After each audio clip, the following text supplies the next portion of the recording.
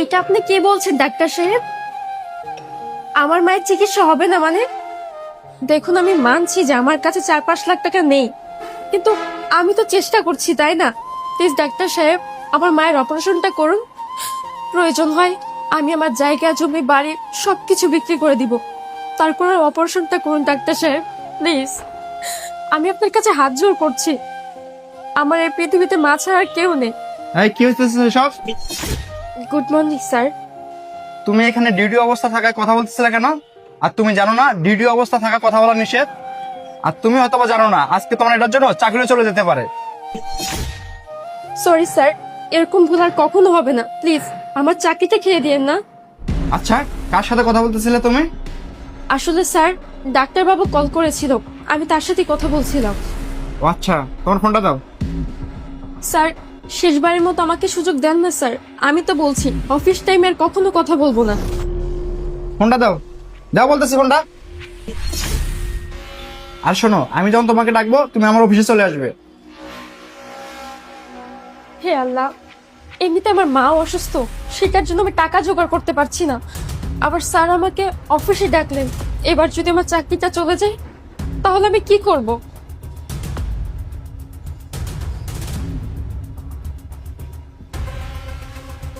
Sir, ও আচ্ছা, আসছো। আচ্ছা, তুমি কি তোমার এই চাকরিটা বাঁচাতে চাও?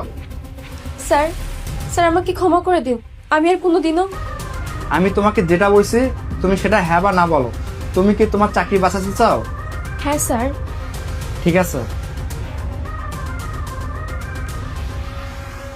এই টাকাগুলো নাও। স্যার, এতগুলো টাকা? না না স্যার, এতগুলো টাকা আমি নিতে পারবো না। তোমার চাকরি বাঁচাতে হলে এই টাকাগুলো তোমাকে নিতে হবে। কিন্তু স্যার। কোনো কিন্তু না। এই নাও, এখানে 5 লাখ টাকা আছে। স্যার, এতগুলো টাকা, এতগুলো টাকা দিয়ে আমি কি করব? স্যার দেখেন, আমি কোনো অন্যায় কাজ করি না, আমাকে দিয়ে কোনো অন্যায় কাজ করাবেন না তো? না, তোমাকে দিয়ে অন্যায় কাজ করাবো না। আর আমি তোমাকে দিয়ে কেন অন্যায় কাজ করাবো? তাহলে স্যার, এতগুলো টাকা আমাকে কেন দিলেন? কেন, তোমার মায়ের চিকিৎসা করাবে না? হ্যাঁ স্যার, কিন্তু আপনি কিভাবে জানলেন? শোনো তাহলে, আমি কিভাবে জানছি? তুমি যখন ফোনে কথা বলতেছিলে না, তখন আমি পেছন দিক দিয়ে সবকিছু শুনছি। আচ্ছা, ডাক্তারে কি বললো? মায়ের চিকিৎসার জন্য 5 লাখ টাকা লাগবে। হ্যাঁ স্যার। আচ্ছা, তোমার মায়ের অপারেশনের ডেট কবে? স্যার, ডাক্তার অনেক আগেই ডেট দিয়েছিল, কিন্তু আমি টাকা জোগাড় করতে পারিনি। সামনের সপ্তাহে একটা ডেট দিয়েছে, কিন্তু এখনো তো আমি টাকা ম্যানেজ করতে পারিনি স্যার। তাই অনেক চিন্তায় ছিলাম যে মার চিকিৎসার জন্য এতগুলো টাকা আমি কোথায় পাবো। আমাকে তো আমার মাকে বাঁচাতে হবে, বলুন। আর স্যার, আমি আমার আত্মীয় স্বজন, বন্ধু বান্ধব সবার কাছে টাকা চেয়েছি, কেউ আমাকে ধার দিতে রাজি হয়নি। আচ্ছা আরুষি, তোমার যেহেতু এত টাকার প্রয়োজন, তাহলে তুমি কারো কাছ থেকে টাকা ধার নাওনি কেন? ওই যে স্যার, আপনাকে বললাম না, আমি আমার আত্মীয় স্বজনদের সবার দ্বারে দ্বারে ঘুরেছি, কিন্তু এতগুলো টাকার কথা শুনে কেউ আমাকে সাহায্য করেনি। বুঝলাম, তাহলে তুমি আমার কাছে চাইতে পারতে। কি করে চাইতাম স্যার বলুন? সবে মাত্র 6 মাস হয় আমি আপনার কোম্পানিতে জয়েন হয়েছি, এখনই টাকা চাইবো? আর এতগুলো টাকার কথা যদি আমি আপনাকে বলি, আপনি কি ভাববেন? আর এমনিতেও এতগুলো টাকা নিলে আমি কখনো শোধ করতে পারবো না। শোনো, তুমি যদি সরাসরি এসে আমার কাছে টাকা চাইতা, তাহলে আমি কখনোই তোমাকে না করতাম না। কারণ এই টাকাগুলো তুমি তোমার মায়ের চিকিৎসার জন্য চাইছিলা। আর এই সিচুয়েশনে যদি আমি তোমার পাশে না দাঁড়াতে পারি, তাহলে আমার নিজের কাছে খারাপ লাগতো। শোনো আরুষি, তুমি এই টাকাগুলো রাখো। আর যদি তোমার মায়ের চিকিৎসার জন্য আরো টাকা লাগে, তুমি আমাকে বলো, আমি তোমাকে দিয়ে দেবো। পরবর্তীতে টাকা চাইতে আবার কোনো সংকোচ করো না। তুমি ডিরেক্ট আমার অফিসে চলে আসবে। আর তোমার যত টাকা লাগে আমি তোমাকে হেল্প করবো। কিন্তু স্যার, হ্যাঁ আমি জানি আমার টাকাগুলো খুব দরকার, কিন্তু এতগুলো টাকা আমি কখনোই শোধ করতে পারবো না। না না স্যার, আপনার টাকা আপনি নিন, আমি নিব না। আরুষি, তুমি এই টাকাগুলো আমাকে ফেরত দিয়ে তুমি আমাকে বোঝাইলা যে আমি তোমার কেউ না।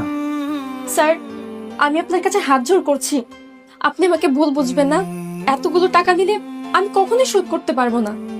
দেখো আরুষি, তুমি যদি এই টাকাগুলো এখন না নাও, তাহলে তো তুমি তোমার মায়ের চিকিৎসা এখন করতে পারবে না।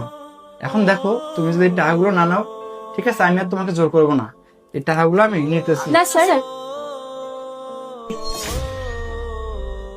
স্যার আমি আপনাকে ছোট করতে চাই না, তাই এই টাকাগুলো আমি নিচ্ছি। তবে আমি আপনাকে কথা দিচ্ছি, প্রত্যেক মাসে কিছু কিছু টাকা করে আমি আপনাকে পরিশোধ করে দিব স্যার।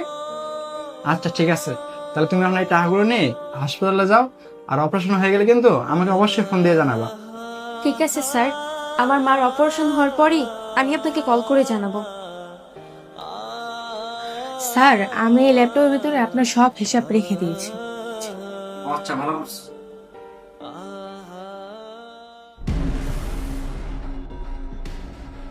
স্যার, আপনার টেবিল থেকে এতগুলো টাকা নিচ্ছে, আপনি ওকে কিছু বলতেছেন না কেন? এই টেবিলে টাকাগুলো রাখো। আসলে এই টাকাগুলো আমাকে স্যারই দিয়েছে। এই ছোট লোকের বাচ্চা, একদম মিথ্যা কথা বলবি না। তুই এগুলো বলবি আর আমি বিশ্বাস করে নেব? আমার আগেই সন্দেহ হয়েছিল তুই এখানে চাকরি নেওয়ার পর থেকে প্ল্যান করতেছিলিস কিভাবে স্যারের কাছ থেকে মোটা অঙ্কের টাকা হাতিয়ে নেওয়া যায়। আর আজকে আমি তোকে হাতে নাতে ধরে ফেলেছি। রাখ টেবিলে টাকাগুলো।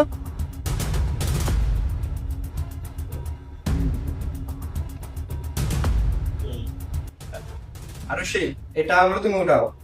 কিন্তু স্যার উনি, আমি তোমাকে বলছি এই টাকাগুলো তুমি উঠিয়ে নাও।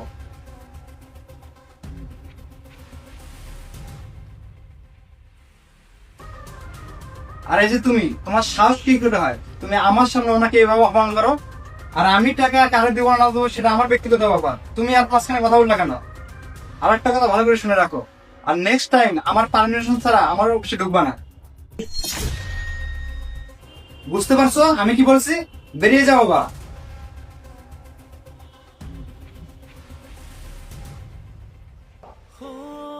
আর আরশি, তুমি এই টাকাগুলো নিয়ে চালু করে মেডিকেলে যাও, মেডিকেলে গিয়ে মায়ের অপারেশনের ব্যবস্থা করো। আরে যে তোমার ফোনটা নাও, ডাক্তারকে ফোন দিয়ে বলো টাকার ব্যবস্থা হয়ে গেছে। ধন্যবাদ স্যার। আর আমি আপনাকে আর ধন্যবাদ দিয়ে ছোট করতে চাই না। সত্যি বলতে আপনার মতো মন মানসিকতার স্যার প্রত্যেকটা অফিসেই দরকার। আর আমি দোয়া করি প্রত্যেকটা অফিসে যেন আপনার মতো মন মানসিকতার একটা বস থাকে। আচ্ছা স্যার, আমি এখন আসি। আসসালামু আলাইকুম। ওয়ালাইকুম আসসালাম। তো বন্ধুরা, আজকের ভিডিওটি আপনার কাছে কেমন লেগেছে অবশ্যই একটা কমেন্টের মাধ্যমে জানাবেন। ভালো লাগলে শেয়ার করে অন্যদেরকেও দেখার সুযোগ করে দেবেন। ধন্যবাদ সকলকে।